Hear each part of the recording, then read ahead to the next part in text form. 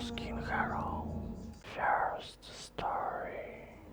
I took the same bus to work every morning. It was always crowded, noisy, and filled with tired commuters. I usually sat near the middle because it felt safest. One week I noticed a man sitting directly behind me. He wore a dark jacket and a faded baseball cap. His posture was stiff, rigid, and strangely focused on nothing. At first, I didn't pay much attention to him. Many people rode the same route every single weekday morning, but he never changed his seat, not even once. He always sat right behind me, breathing steadily and quietly. By Thursday, I began noticing little things that didn't feel right. He never looked at his phone like everyone else usually did. He didn't listen to music or read anything during the ride. He stared forward, unmoving, breathing slow and strangely deliberate. When I shifted slightly, his shoes shifted at the same time. Not loudly, just enough to mirror my position exactly. When I crossed my legs, he crossed his almost instantly, too. The timing felt too precise to be considered normal coincidence. My stomach tightened each time our movements sensed unnaturally well. I decided to ignore it and pretend everything remained normal. The next morning, the bus was nearly empty due to heavy rain. I chose a seat near the front to feel less nervous. A minute later, he entered, soaked, expressionless, scanning the seats. Every available seat was empty, yet he walked toward me. He sat directly behind me, again as if assigned to it. His jacket dripped onto the floor, forming small puddles slowly. He didn't look cold, frustrated, or exhausted like others. He simply sat there, staring forward with blank, unmoving eyes. I felt his breath hit the back of my neck faintly. It was slow, warm, and uncomfortably close considering the distance. At the next stop, I pretended to get off early. I stood up, grabbed my bag, and moved toward the door. He stood up immediately, following me without hesitation at all. I stepped off the bus and began walking faster than usual. Rain soaked through my coat, but I didn't dare slow down. I checked behind me and saw him walking several steps back. His head was slightly lowered, hands inside his wet pockets. He didn't try hiding, didn't pretend, didn't change direction. He simply followed, matching my pace with perfect, disturbing accuracy. I turned a corner quickly, hoping he might lose track slightly. He turned the corner too, without looking around or hesitating. My heart pounded faster as I crossed the busy intersection nervously. Cars splashed water across the street, masking the sound behind me. When I looked back, he stood at the corner, staring directly. He didn't cross the street, but watched me from that distance. His posture remained stiff, breathing slow like earlier on the bus. Even from far away, his eyes locked straight onto my direction. I hurried into a nearby cafe, pretending to check my phone. Through the window, I saw him standing still under the rain. He didn't move, didn't blink, didn't glance anywhere else. A barista asked if I was okay because I looked pale. I said yes, though my shaking hands betrayed the truth completely. After 10 minutes, he finally stepped back and walked away slowly. His walking pace looked too calm for someone already drenched. I waited another 20 minutes before leaving the cafe cautiously. When I reached my apartment street, fear tightened my chest again. He stood across the road, partially hidden behind a parked car. His cap dripped with rainwater, but he never wiped it away. He stared at my building entrance like he already knew everything. I rushed inside, locked the door, and shut all curtains immediately. That night I barely slept, jumpy at every noise outside. Around 3 a.m., I heard footsteps stopping right near my door. The breathing behind the wood matched the bus rhythm exactly. Slow, controlled, steady breathing, like earlier that entire week. I didn't move, didn't speak, didn't even dare to breathe. Minutes passed before the footsteps finally faded down the hall. I reported everything the next morning to building security staff. They said cameras showed no one outside my apartment yesterday.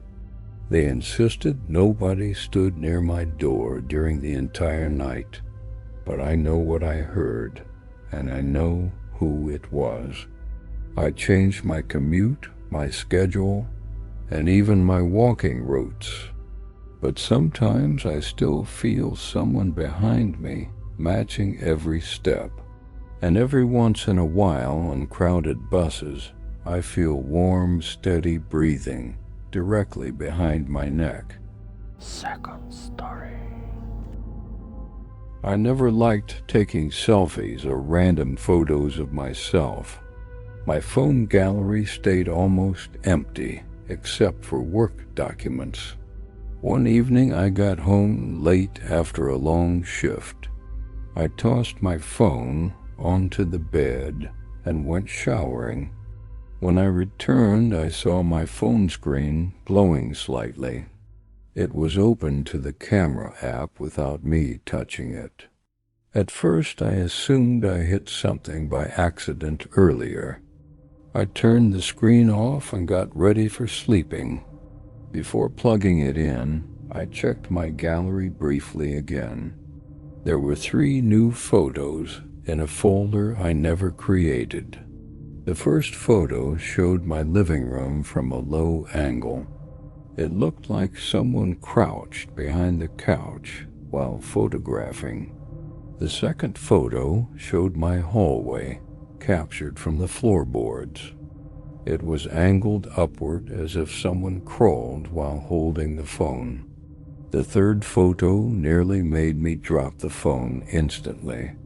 It was taken in my bedroom while I showered minutes earlier. The shot pointed directly at my bed and closet door. In the corner of the frame, my phone charger cable hung loosely. Someone had picked up my phone and walked through my apartment. I checked my front door immediately and confirmed it was locked. I searched my entire apartment, room by room, sweating nervously. Nothing looked disturbed, nothing broken, and nobody hiding anywhere. But the photos proved someone was inside while I showered completely. I deleted them thinking maybe it was some bizarre technical glitch. But the next night, 2 more photos appeared without explanation. Again, one showed my kitchen window with curtains partially pulled sideways. The second showed my reflection blurred in the microwave door. I never stood there or held the phone during that moment.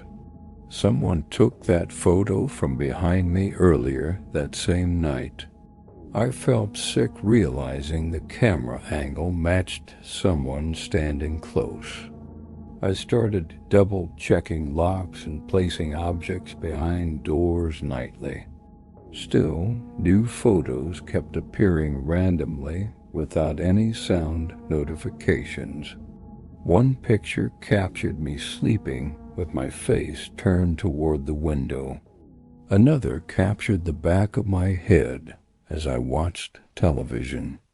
Someone stood inches behind me, holding the phone angled downward. I never heard footsteps, breathing, or movement during those moments. Whoever took them moved silently, confidently, and with disturbing patience. I contacted the police, showing them the series of photos. They checked the locks, cameras, and building entrances thoroughly afterward. They said there were no signs of forced entry anywhere inside. The officer suggested maybe someone cloned my phone remotely somehow, but that didn't explain the precise angles inside my bedroom, nor how someone photographed me while standing right behind silently. He said to call again if anything escalated further at home. That night I slept with my bedroom door locked tightly and firmly. Around 4 a.m. my phone buzzed softly, waking me immediately again. I looked at the screen and saw a new notification appearing. Another photo had been added to the same hidden folder silently. My throat tightened as I opened the gallery to check. The photo showed my bedroom door with light shining underneath. It was taken from inside my room while I slept deeply. The angle pointed at my door like someone watched me sleeping. I checked my closet, under the bed, behind every piece carefully. Nobody was there, no evidence. Nothing moved or altered anywhere. But the photo timestamp matched only minutes before my awakening. Someone had been inside my room while I was unconscious. I left the apartment within 15 minutes, grabbing essentials quickly.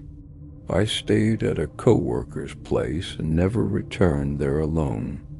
After moving out, no new photos ever appeared on my phone, but I still keep the last one, reminding me what happened. Sometimes I wake at night thinking I hear a camera shutter, and sometimes I feel someone behind me, even in safe places. That story. I moved into a quiet neighborhood hoping for peace and privacy. Most homes were older, small, and spaced comfortably from each other. For the first 2 months, nothing unusual happened around my place. Then one night I noticed a car idling across the street. It was an older gray sedan with one headlight, slightly dim. The engine ran softly, barely audible, almost blending with night sounds. I assumed someone waited for a friend or checked directions repeatedly, but the car remained parked there for nearly 40 minutes total. When I turned off my porch light, the car drove away immediately. It felt like whoever sat inside reacted directly to my movement. The next night, the same car returned around midnight once again. This time it parked closer, directly across from my driveway. I peeked through my blinds carefully, trying to see the driver. A figure sat inside, motionless, with both hands on wheel. The interior lights were off, hiding the driver's face completely. I watched for several minutes, but the figure never moved. It didn't use a phone or reach for anything visible. It simply stared forward, engine humming quietly in the darkness. When I stepped away from the window, the car headlights flashed once. Then the engine revved softly before settling back into idle mode. I convinced myself it was coincidence and tried ignoring everything. But every night that week the same car returned at midnight. Sometimes it parked farther, sometimes directly in front of my yard. One night it pulled up so close I saw the silhouette clearly. A tall man sat stiffly with his chin angled downward unnaturally. Even from my window I felt the weight of his focused presence. He wasn't watching the street or waiting for anyone expected. He watched my house with absolute stillness, like studying something carefully. I called the non-emergency line describing the repeated disturbing visits. They sent someone, but the car always left before officers arrived. One night I decided to film the car using my phone secretly. I cracked my blinds slightly, aiming the camera towards the street.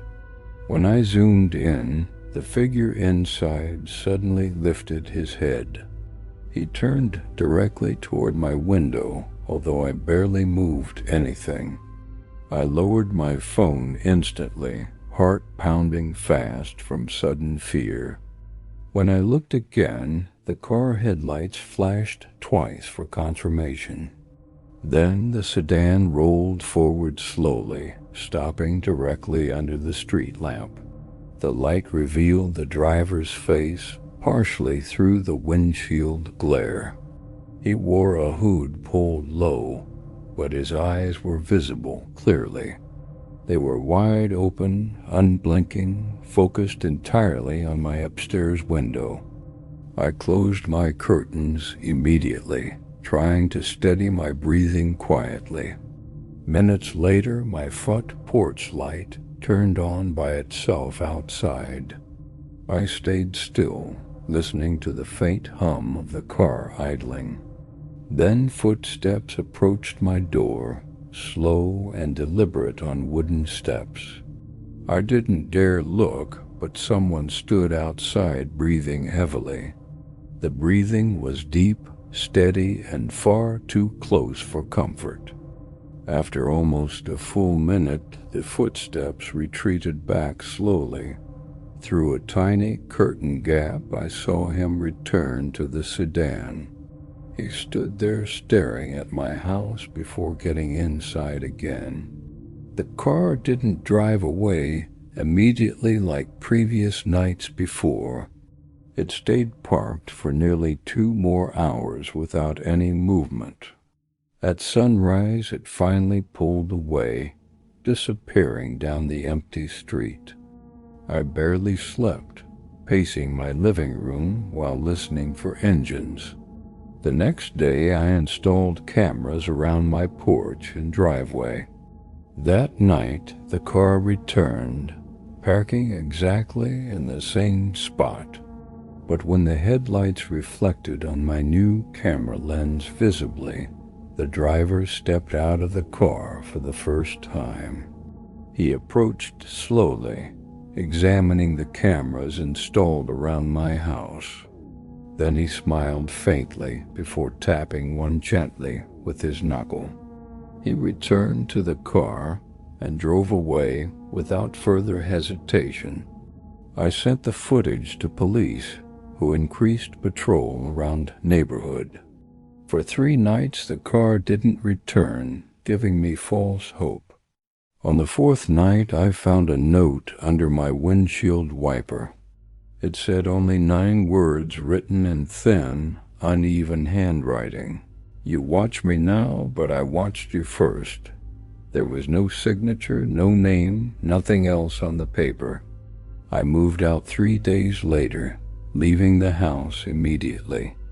But sometimes I still see a gray sedan idling on side streets, and sometimes the driver lifts his head like he recognizes me instantly. Story 4. I always shopped at the same grocery store after work. It was close, quiet, and usually empty during late evening hours.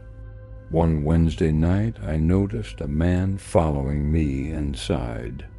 He entered the store exactly 30 seconds after I walked in. He wore a light jacket, jeans, and carried no basket. At first, nothing seemed unusual besides his oddly blank expression. I grabbed a cart and started walking through the first aisle. When I turned around, he stood near the end, watching me silently. He pretended to check a shelf but never touched anything directly. His eyes followed every small movement I made down the aisle. I moved to the produce section, hoping he would go elsewhere. He followed again, stopping near the apples with empty hands. He didn't look at any food or prices or labels. He only watched me, focusing on how I picked groceries. When I walked to another shelf, he changed aisles instantly. Each time I stopped walking, he also stopped exactly in sync. The timing felt too perfect, too intentional to dismiss casually. I grabbed only a few items and headed toward frozen foods. Through the reflection of the freezer doors, I saw him clearly. He stood behind me several feet away, staring without blinking once. I tested him by suddenly turning toward an empty aisle quickly. He followed immediately, matching my speed with precise footsteps. He still refused to pick up any items or use a cart. His hands remained in his pockets, head slightly tilted downward. Something about his posture felt wrong, stiff, and unnaturally focused. I walked faster toward the checkout lanes, hoping he would stop. He followed again, keeping a consistent distance behind my steps. When I placed my items on the register, he stood nearby. He didn't buy anything, didn't speak, didn't look at products. He stared directly at me, never shifting his gaze elsewhere. The cashier noticed my tension and subtly asked if I was okay. I nodded, trying not to draw more attention toward the situation. The man pretended to examine candy, but continued staring directly. I paid quickly and walked straight toward the parking lot outside. The night air felt colder than usual as I exited. I pushed my cart fast, scanning the lot for any approaching movement. When I looked back, the man walked out of the store slowly. He didn't carry a bag and clearly hadn't purchased anything. He walked straight toward my direction with calm, steady steps. I abandoned my cart and rushed into my car immediately. As I started the engine, he reached my passenger side window. He didn't knock or speak, only stared into the glass silently.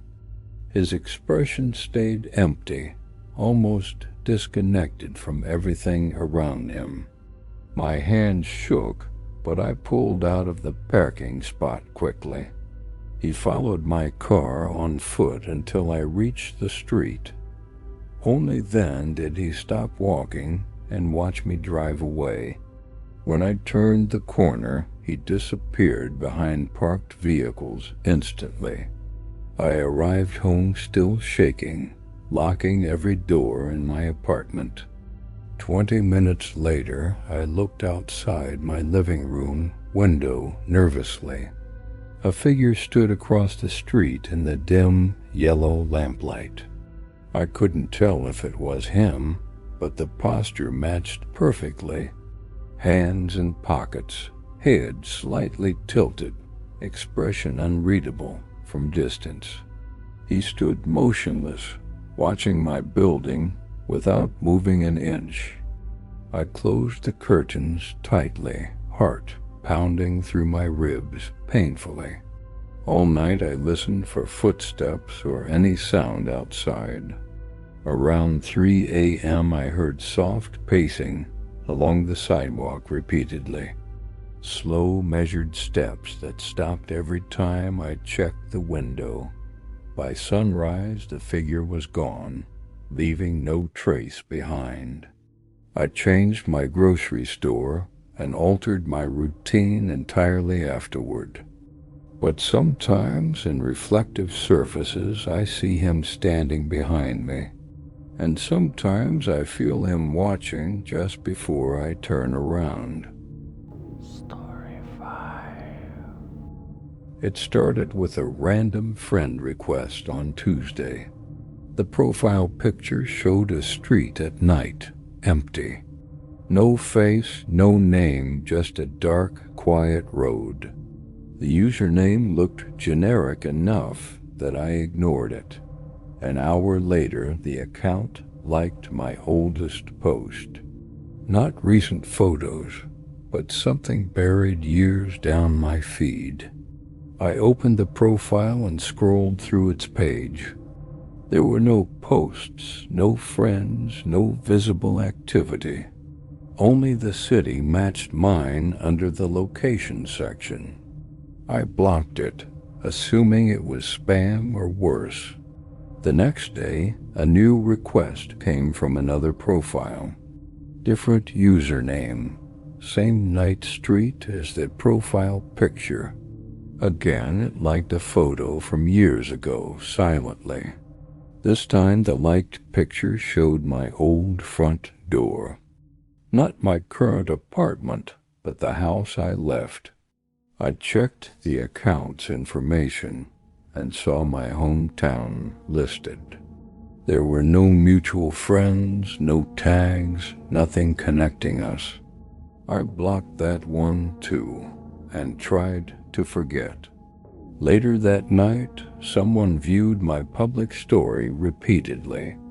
The viewer icon was blank with no username displayed. It kept happening over the next several days and nights. New accounts, same pattern, same old photos being liked. They moved closer through my life year by year. Childhood pictures, school events, a hospital wristband selfie appeared. Whoever it was knew exactly how far to dig. They never touched recent posts, only things I forgot. One account sent a single message that chilled me completely. It read, "You have always been easy to find." I deleted the message but kept staring at screen. The typing bubble never appeared again from that account. I started recognizing the same car parked near my building. Different parking spots, same car, always within my view. Sometimes it left when I stepped outside with purpose. Other times it stayed, engine off, windows dark, and unreadable. I checked the plates online, but nothing useful came up. That night, another fresh account liked a photo with friends. The caption mentioned the exact street where I currently lived. No location tag, yet they still knew where it was. I turned my profile to private and removed location history. It felt like closing windows after someone already climbed in. One evening I received an email from an unknown address. Subject line said, "You looked happier here. Remember this?" Inside was a photo of me at a bus stop. I had taken it months earlier and never posted anywhere. Different jacket, different hairstyle, same tired expression on face. Someone had been close enough to capture that moment silently.